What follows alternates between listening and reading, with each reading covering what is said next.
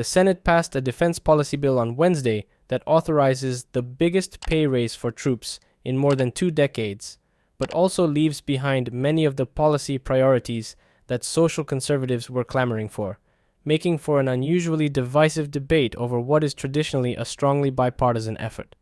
The bill passed the Senate by a vote of 87-13. It now heads to the House, where opponents have been more vocal about their concerns.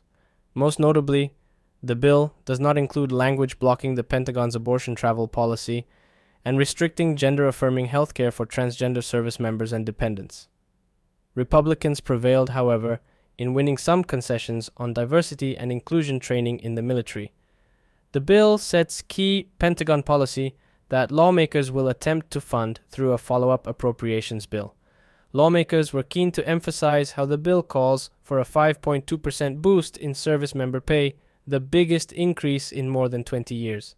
The bill authorizes $886 billion for national defense programs for the current fiscal year that began on October 1st, about 3% more than the prior year. On China, the bill establishes a new training program with Taiwan, requires a plan to accelerate deliveries of Harpoon anti-ship missiles to Taiwan, and approves an agreement that enables Australia to access nuclear-powered submarines, which are stealthier and more capable than conventionally powered vessels.